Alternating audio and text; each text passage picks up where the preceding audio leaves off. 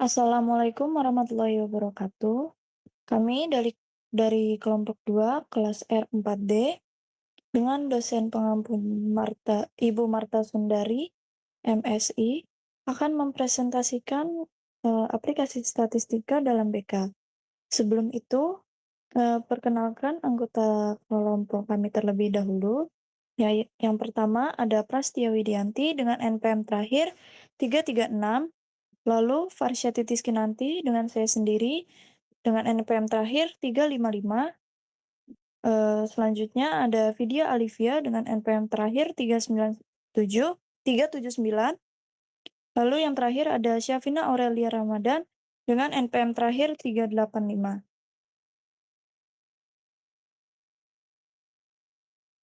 Untuk data IPM, jumlah guru, jumlah siswa, dan variabel proporsi, kami ambil dari Provinsi Aceh tahun 2022, jenjang SMA. Untuk data IPM totalnya yaitu 1696,84. Lalu jumlah gurunya 13.872. Untuk jumlah siswanya dengan total 131.271 dan variabel proporsinya 2,33. Untuk sumber data IPM, jumlah guru dan siswa, kami mengambil dari web Badan Pusat Statistik Provinsi Aceh. Selanjutnya akan dijelaskan oleh Vidya Alivia, dipersilahkan. Baik, terima kasih moderator. Saya akan menjelaskan jenis skala data. Data IPM, jumlah guru dan jumlah siswa merupakan jenis dari skala data rasio. Skala rasio merupakan pengukuran yang dapat membedakan, dapat menunjukkan tingkatan, dan memiliki interval yang sama antara dua nilai yang berurutan. Skala rasio juga dapat dibandingkan karena memiliki nilai data nol mutlak. Karena data IPM jumlah guru dan jumlah siswa memiliki nilai nol yang mutlak, nilai nol sebagai titik nol mutlak menunjukkan bahwa suatu gejala dengan semua unsur atau faktor di dalamnya benar-benar tidak ada. Objek yang bernilai nol berarti objek tersebut tidak mempunyai apapun dalam variabel tersebut. Lalu ada deskripsi data. Data ini mencakup 23 kabupaten atau kota di Provinsi Aceh. Dengan informasi terkait indeks pembangunan manusia atau IPM, jumlah guru, jumlah siswa, dan juga variabel proporsi atau rasio guru terhadap siswa. Data ini memberikan gambaran tentang bagaimana kondisi pendidikan dan perkembangan manusia di tiap daerah di Provinsi Aceh. Dari segi indeks pembangunan manusia atau IPM, terlihat adanya variasi antar wilayah. Wilayah dengan IPM tertinggi adalah Kota Banda Aceh dengan skor 87,92, menunjukkan kualitas pembangunan manusia yang sangat baik. Sebaliknya, IPM terendah tercatat di Kota Subulu Salam dengan skor 68,72, menunjukkan masih adanya ketertinggalan dalam pembangunan manusia di daerah tersebut. Dalam hal jumlah guru, kabupaten atau kota dengan jumlah guru terbanyak adalah Bireun dengan 1.494 guru. Sedangkan jumlah guru paling sedikit ditemukan di Aceh Jaya dan kota Subulu Salam yang masing-masing hanya memiliki 255 guru. Dalam hal jumlah siswa, wilayah dengan populasi siswa terbanyak adalah Pidi dengan 1.967 siswa, disusul oleh Aceh Besar dan Bireun. Sebaliknya, jumlah siswa paling sedikit terdapat di Kota Sabang, yakni hanya 196 siswa. Variabel proporsi yang menunjukkan rasio antara jumlah siswa dan jumlah guru mencerminkan beban mengajar guru di setiap daerah. Proporsi tertinggi sebesar 0,13 ditemukan di beberapa daerah seperti Aceh Selatan, Banda Meriah, dan Pidi Jaya yang mengindikasikan bahwa guru di daerah tersebut menangani jumlah siswa lebih banyak dibandingkan daerah lain. Proporsi terendah sebesar 0,07 terdapat di Kota Langsa, menunjukkan beban mengajar yang lebih ringan bagi guru di sana. Dalam analisis ini, X itu variabel proporsi atau variabel independen atau bebas. Lalu Y itu IPM atau variabel tetap atau terikat. Nah, selanjutnya kita ke uji kenormalan data atau Liliophors. Kami melakukan uji kenormalan data terhadap data indeks pembangunan manusia atau IPM menggunakan uji Liliophors. Tujuan uji ini adalah untuk mengetahui yang normal atau tidak. Data yang normal sangat penting dalam analisis statistik tertentu, seperti korelasi person. Nah, langkah-langkah uji Lilliefors itu yang pertama kita menghitung dulu nilai rata-rata atau mean dan simpangan baku atau standar deviasi dari seluruh data IPM di 23 kabupaten atau kota. Lalu yang kedua, kita tuh menghitung simpangan baku atau standar deviasi. Yang ketiga, kita memperoleh nilai simpangan bakunya. Kalau kita dapatnya simpangan baku 4,422252. Lalu yang keempat, kita menghitung nilai Z untuk setiap IPM dengan rumus Z sama dengan buka kurung X dikurang rata-rata atau mean per simpangan baku. Lalu yang kelima, kita menghitung FZ-nya, fungsi distribusi kumulatif dari Z menggunakan tabel Z. Lalu yang keenam, kita mengurutkan data dari yang paling kecil ke yang paling besar. Yang ketujuh, nilai L hitung yang diperoleh dari data adalah sebesar 0,179586. Nah, yang sudah kita hitung atau yang kita dapat ini rata-ratanya 73,77565. Lalu standar deviasinya atau simpangan bakunya 4,422252. Lalu hipotesis Lilliefors-nya itu. Nah, jika nilai L hitung lebih kecil dari L tabel, maka HO diterima dan H1 ditolak. Namun jika nilai L hitung lebih besar dari L tabel, maka HO ditolak dan H1 diterima. Nah, kita tuh dapat L hitungnya 0,179586. Lalu L tabelnya 0,19. Jadi kesimpulannya, berdasarkan hasil uji normalitas menggunakan metode Lilliefors, diperoleh nilai L hitung sebesar 0,179586. Sedangkan L tabel sebesar 0,19.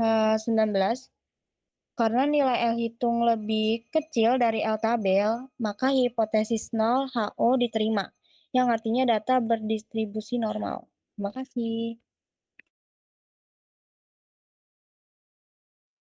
Selanjutnya, korelasi antar peubah X dan Y atau korelasi Pearson akan dibacakan oleh Syafina Aurelia, dipersilahkan. Saya Syafina Aurelia Ramadan dengan NPM akhir 385. Di sini akan menjelaskan korelasi antar peubah X dan Y atau korelasi Pearson. Jadi di sini sudah terdapat tabel pembantu yang dimana data X didapat dari rasio guru atau siswa dan data Y didapat dari IPM. Lalu kita akan mencari X kuadrat, X kali Y, dan Y kuadrat. Yang pertama yaitu X kuadrat itu didapatkan dari tabel X yaitu 0,08 dikalikan dengan 0,08 maka ditemukan hasil 0,0064. Selanjutnya untuk tabel X kali Y yaitu 0,08 dikalikan tabel Y 68,72 maka ditemukan hasil 5,4976. Dan yang terakhir untuk tabel Y kuadrat, kita kuadratkan kolom Y yaitu 68,72 dikalikan dengan 68,72 dan ditemukan hasil 4722,438.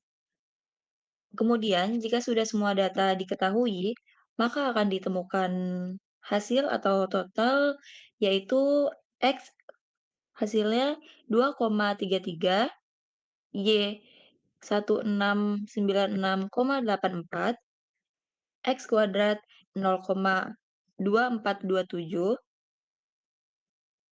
X kali Y 171,5849, dan yang terakhir Y kuadrat 1256615,7. Selanjutnya, terdapat rumus dari korelasi Pearson ini, yaitu Rxy sama dengan Sxy per akar Sxx kali akar Syy sama dengan jumlah dari X kali Y dikurang jumlah X kali jumlah Y per N atau jumlah data. Kemudian per jumlah dari X kuadrat dikurang X pangkat 2 per banyaknya data atau N. Setelah itu dikalikan dengan akar jumlah Y kuadrat, lalu dikurang dengan jumlah data Y kuadrat per N. Setelah itu kita masukkan angkanya. Jumlah dari X kali Y yaitu 171,5849 dikurang dengan jumlah X kali jumlah Y yaitu 2,33 dikurang 1696,84 per jumlah data yaitu 23. Lalu per akar dari jumlah X kuadrat yaitu 0,2427 dikurang 2,33 kuadrat per 23 dikalikan dengan akar 125615,7 dikurang 1696,84 kuadrat per 23. Lalu ditemukan hasil 0-312369565 per 0,081614151 dikalikan dengan 20,74220252 sama dengan min 0,312369565 per 1,692857 dan ditemukan hasil min 0,18452. Selanjutnya ada kesimpulan dari nilai koefisien korelasi Pearson ini adalah min 0,18452 yang jumlah guru dan siswa tidak ada hubungan signifikan secara linear terhadap IPM. Namun demikian, karena nilai korelasi yang diperoleh sangat kecil atau mendekati 0, maka hubungan yang terjadi antara kedua variabel tersebut tidak signifikan secara statistik dan tidak cukup kuat untuk menunjukkan keterkaitan secara linear. Dalam konteks ini, nilai koefisien korelasi ini mengindikasikan bahwa jumlah guru dan siswa bukanlah faktor utama atau dominan yang memengaruhi IPM. Ada kemungkinan bahwa IPM lebih dipengaruhi oleh variabel lain, seperti kualitas pengajaran, tingkat pendidikan penduduk, fasilitas infrastruktur pendidikan, kesehatan masyarakat, atau aspek ekonomi dan sosial lainnya.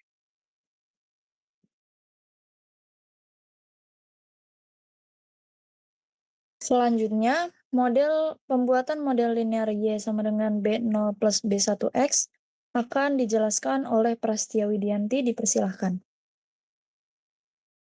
Baik, saya Prastia Widianti dengan MPM terakhir 336 akan menjelaskan pembuatan model linear Y sama dengan B0 ditambah B1X. Yang di tabel pertama yaitu X merupakan data variabel proporsi atau rasio guru dan siswa. Selanjutnya di tabel Y yaitu merupakan data IPM atau indeks pembangunan manusia. Selanjutnya di tabel berikutnya yaitu ada Y1 dikurang Y bar. Ini didapat dari data IPM dikurang dengan rata-rata Y atau IPM. Di tabel selanjutnya ada X I dikurang X bar didapat dari data X atau variabel proporsi dikurang dengan rata-rata atau mean dari X atau variabel proporsi. Di tabel selanjutnya ada YI dikurang Y bar dikali dengan XI dikurang X bar. Didapat dari hasil tabel Y I dikurang Y bar dikali dengan hasil dari tabel XI dikurang X bar. Dan di tabel terakhir ada XI dikurang X bar pangkat 2 didapat dari hasil tabel XI dikurang X bar lalu dikuadratkan. Selanjutnya, cara mencari rata-rata atau mean dari Y yaitu jumlah atau total data seluruh Y dibagi dengan banyaknya data. Begitu pula dengan mean atau rata-rata Y. Selanjutnya, ada penduga bagi koefisien kemiringan garis regresi B1, yaitu rumusnya ada B1 sama dengan X SX Y per SXX sama dengan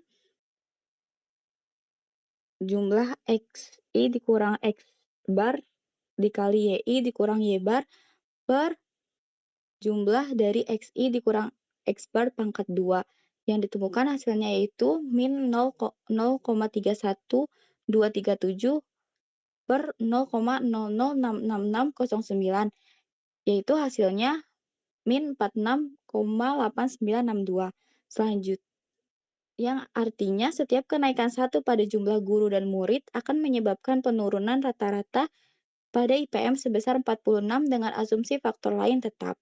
Selanjutnya ada penduga bagi intercept B0 adalah yaitu rumusnya B0 sama dengan Y bar per B1 X bar sama dengan 73,77565 dikurang min 46,8962 dikali 0,101304 sama dengan 78,52644. Selanjutnya ada dugaan persamaan regresi linear sederhananya adalah YI sama dengan B0 ditambah B1 X1 sama dengan 78,52 ditambah min 46,89 yang artinya nilai B0 78,52644 yang bersifat positif menunjukkan bahwa ketika jumlah guru dan murid dianggap nol secara teoritis, maka rata-rata indeks pembangunan manusia atau IPM diperkirakan sebesar 73,77565. Hal ini mengindikasikan bahwa pada kondisi awal tanpa pengaruh jumlah guru dan murid, IPM sudah berada pada tingkat yang cukup tinggi. Terima kasih.